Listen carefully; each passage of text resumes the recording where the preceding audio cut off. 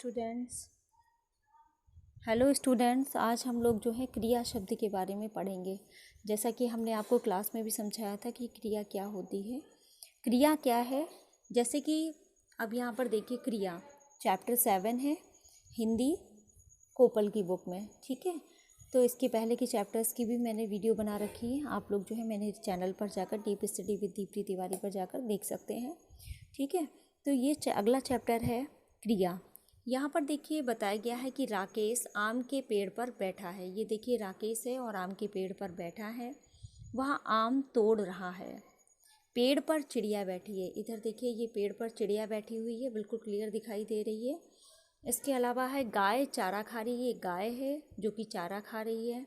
रवि गाड़ी चला रहा है, ये रवि है जो कि गाड़ी चला रहा है। नेक्स्ट है कि औरत पानी ले जा रही है। ये देखिए ये औरत है और ये इसके पास घड़े हैं और इसमें पानी ले जा रही है। इसी तरीके से औरत पानी ले जा रही है और बरसात हो रही है। ये देखिए बरसात हो रही है।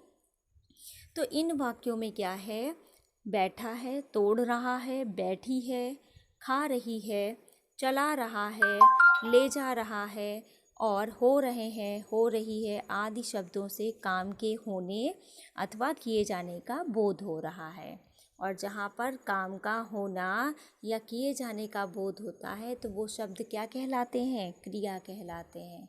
क्रिया की परिभाषा होती है जिन शब्दों से किसी कार्य के होने अथवा किए जाने का बोध होता है उन्हें क्रिया कहते हैं। और क्रिया के मुख्यतः दो भेद होते हैं कर्म के आधार पर। एक तो होती है अकर्मक क्रिया और दूसरी होती है सकर्मक क्रिया। अकर्मक क्रिया होती है, अकर्मक का अर्थ होता है आ प्लस कर्मक, यानी कर्म के बिना। जिन क्रियाओं के साथ कर्म की आवश्यकता नहीं होती उन्हें अकर्मक क्रिया कहते हैं। जैसे अनुज हंस रहा है, सोनू रो रही है। उपयुक्त वाक्यों में केवल कर्ता और क्रिया है, कर्म नहीं है। अतः इनकी क्रियाएं हंसना और रोना क्या है, अकर्मक क्रियाएं हैं, क्योंकि इसमें कोई कर्म नहीं है। और सकर्मक क्रिया में क्या होता है, सकर्मक का अर्थ है सा प्लस कर्मक, यानी कर्म के साथ। जिन क्रियाओं के साथ कर्म की आवश्यकता होती है उन्हें सकर्मक क्रिया कहते हैं। जैसे कि बच्चे क्रिकेट खेल रहे हैं, तो बच्चे यहाँ पर क्या खेल रहे हैं, क्रिकेट। शिवानी चाय पी रही है, तो शिवानी क्या पी रही है, चाय। तो यहाँ पर चाय और क्रिकेट क्या है, कर्म है जो कि किया जा रहा है। उक्त वाक्यों में कर्ता व क्रिया के साथ कर्म भी आया है। कर्म के बिना ये वाक्य अधूरे रह जाते हैं।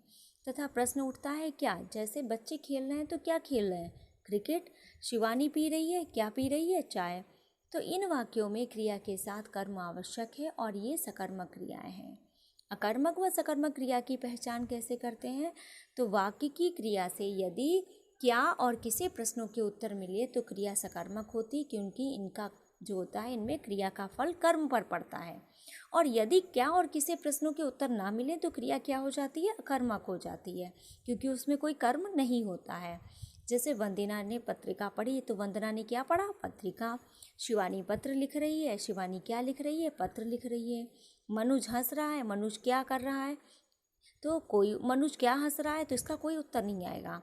अनुज आ रहा है, अनुज क्या आ रहा है, कोई उत्तर नहीं आएगा। तो पहले दोनों वाक्यों में सकर्मक तथा अंतिम दोनों वाक्यों में क्या है, अकर्मक है।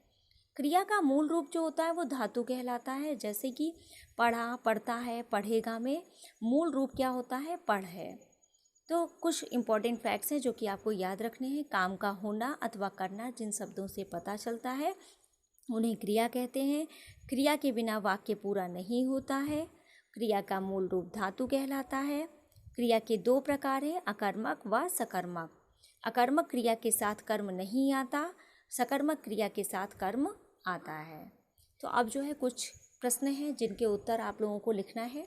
क्रिया किसे कहते हैं, उदाहरण सहित स्पष्ट कीजिए।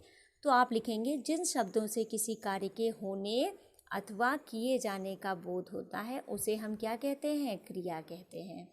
जैसे कि चिड़िया पेड़ पर बैठी है, चिड़िया कहाँ बैठी है, पेड़ पर। क्रिया के कितने भेद हैं, तो क्रिया के दो भेद हैं, अकर्मक क्रिया और सकर्मक क्रिया। प्रत्येक का उदाहरण, तो अकर्मक क्रिया का उदाहरण है अनुज हंस रहा है, तो अनुज क्या हंस रहा है, इसका कोई रिस्पॉन्स नहीं आ रहा है, तो यहाँ पर अकर्मक क्रिया है। और सकर्मक क्रिया का उदाहरण है शिवानी चाय पी रही है। तो अगर प्रश्न पूछते हैं शिवानी क्या पी रही है, तो उत्तर आएगा शिवानी चाय पी रही है। इसी प्रकार से धातु किसे कहते हैं, कोई तीन उदाहरण लिखिए।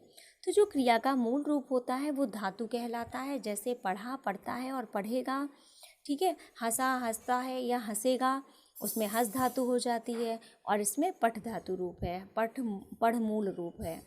और अकर्मक और सकर्मक क्रिया दोनों में क्या अंतर है? तो जिन क्रियाओं के साथ कर्म की आवश्यकता नहीं होती है उन्हें अकर्मक क्रिया कहते हैं, और जिन शब्दों के साथ में क्रियाओं के साथ कर्म की आवश्यकता होती है उन्हें हम क्या कहते हैं? सकर्मक क्रिया कहते हैं। वाक्य पढ़कर क्रिया के भेद। बच्चे क्रिकेट खेल रहे हैं, तो अगर हम प्रश्न पूछते बच्चे क्या खेल रहे हैं, तो क्रिकेट खेल रहे हैं, तो ये हो जाएगी सकर्मक क्रिया। चूहा दौड़ा, अकर्मक क्रिया। माँ ने उसे बुलाया, सकर्मक क्रिया। राकेश सो गया, अकर्मक क्रिया। और विनीता चाय बना रही है, यहाँ पर सकर्मक क्रिया हो जाएगी। इसी तरीके से नीचे लिखे क्रिया शब्दों के उचित रूप भरकर वाक्य पूरे कीजिए। मैंने उसे 100 रुपये दिए, ठीक है। देना का दिए हो जाएगा। वह देर तक सोता है। कविता हंसती है। वह नई कार ले रहा है या लेगा।